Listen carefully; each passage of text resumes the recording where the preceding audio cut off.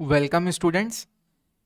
इस सी programming tutorial में हम क्या देखने वाले हैं वो मैं आपको बताना चाहता हूँ।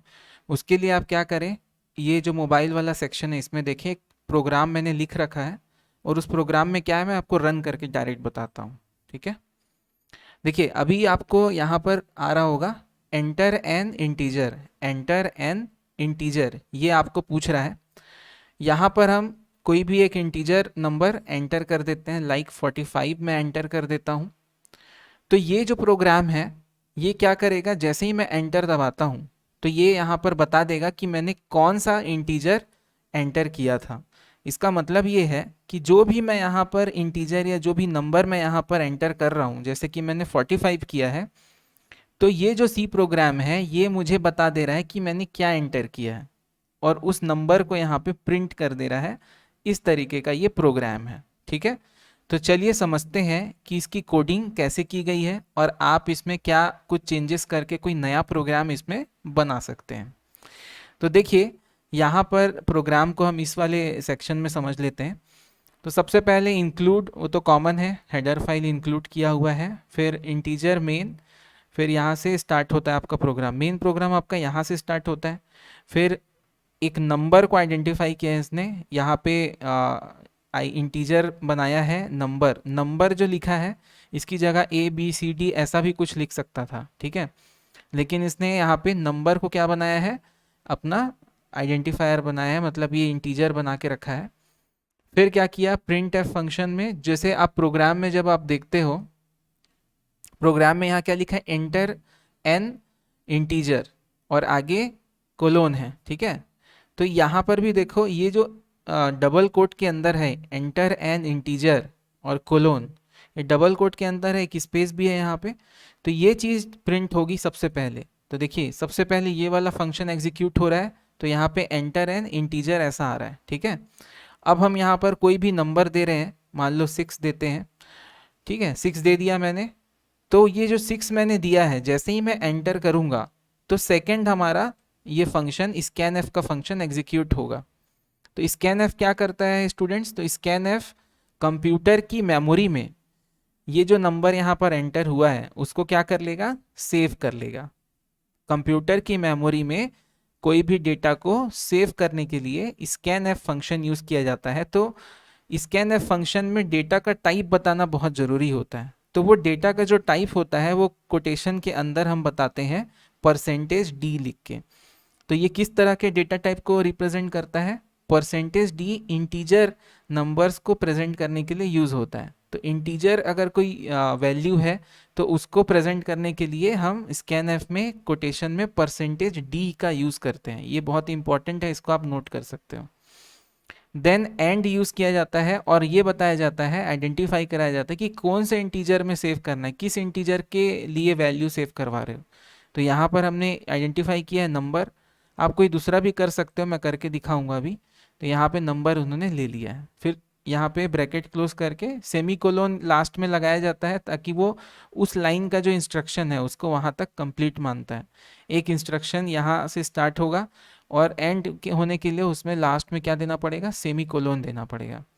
और उसके बाद जैसे ही ये मेमोरी में सेव हो जाएगा, वो तो हमें यहाँ पे डिस्प्ले में नहीं दिखेगा ये सेकंड वाला इंस्ट्रक्शन, क्योंकि तो मेमोरी में सेव कर रहा है, तो डिस्प्ले में क्यों दिखेगा वो। लेकिन जब हम उसी नंबर को प्रिंट एफ करेंगे, मतलब उसको वापस से हम रिकॉल करके देखना चाहेंगे, तो फिर एक हमको डिस्प्ले करने के लिए प्रिंट एफ फंक्शन का यूज़ करना पड़ेगा, जिसमें हमने कोटेशन में लिखा है यू एंटर्ड कोलोन। तो यहाँ पर हमने बताया कि कौन सा डेटा, तो यहाँ पर इंटीजर, और उसको हमने स्पेसिफाई किया था नंबर से, तो यहाँ पे नंबर लिया हुआ है। फिर रिटर्न 0, रिटर्न मतलब एंड हो गया प्रोग्राम वहाँ पे। ठीक है, तो जैसे ही मैं यहाँ पे 6 ले करके एंटर दबाऊंगा तो ये मुझे यू एंटर्ड 6 ऐसा करके बता देगा। मतलब ये यहाँ से हमने डेटा दिया, मेमोरी में सेव हुआ, सेव होने के बाद वापस हमने उसको बुला करके देखा कि वो 6 है कि नहीं। तो इस तरीके से कंपाइल हुआ।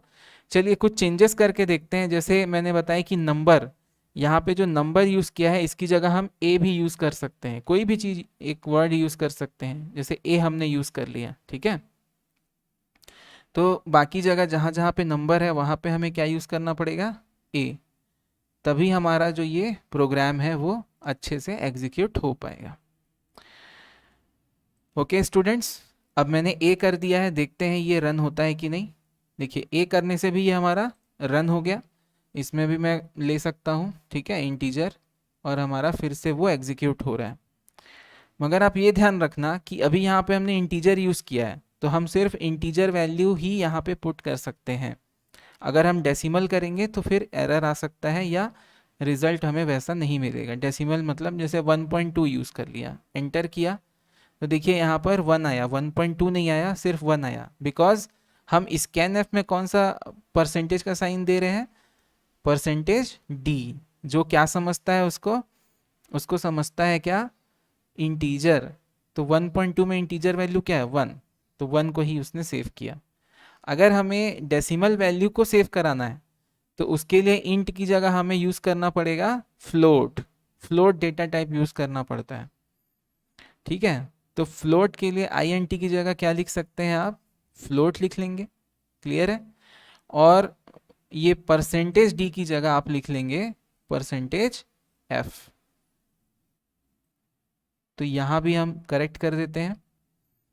अब अगर हम इसको रन करते हैं तो क्या ये डेसिमल वैल्यू को सेव करता है, चेक करते हैं। 2.3 हम ले लेते हैं, देखिए ये हमें दे दिया वैल्यू 2.3, और आगे 000 मतलब डेसिमल के 6 प्लेस तक ये हमको रिजल्ट देता है। कोई भी नंबर आप ले करके इसको इस तरीके से प्रोग्राम को आप करके देखिए, प्रैक्टिस करिए, क्योंकि प्रैक्टिस करने से ही आप सीखते जाएंगे, ठीक है। अब मान लेते हैं कि स्कैन एफ की जगह मैं डी ही रहने देता, अगर मैं यहाँ डी ही रखता तो क्या होता उस केस में, उस केस में देखिए ये प्रोसेस हो जाता, कंपाइल होता, फिर मैं 1.2 रखता और एंटर करता, तो यहाँ पे 0 वैल्यू आ रही है। तो 0 वैल्यू कब आएगी, जब अगर आपने स्कैन एफ में जो वैल्यू दे रहे हैं वो क्या है, इंटीजर है, और एंट्री करा है वो फ्लोट है, वो डिफरेंट है, तो आपको रिपोर्ट मतलब आउटपुट में कुछ भी नहीं मिलेगा, 0 मिलेगा, ठीक है। तो ये कुछ चीज़ें हैं, ये एरर्स भी आपको मालूम होने चाहिए, क्योंकि आपका जब एग्ज़ाम होगा तो कुछ इस तरीके के भी क्वेश्चंस बनाए जा सकते हैं। अब F करके हमने फिर से चेक किया और यहाँ पर रखा 5.2 लेट सपोज, तो आंसर आया 5.200000। तो इस तरीके से कोई भी नंबर हम एंटर करते हैं और उसको वापस देख सकते हैं। तो इस तरीके का ये हमारा एक अगला जो प्रोग्राम था वो हमने एग्जीक्यूट किया। आई होप कि आप लोगों को बहुत बढ़िया से समझ में आया होगा। चलिए अगले प्रोग्राम में मिलते हैं, थैंक यू।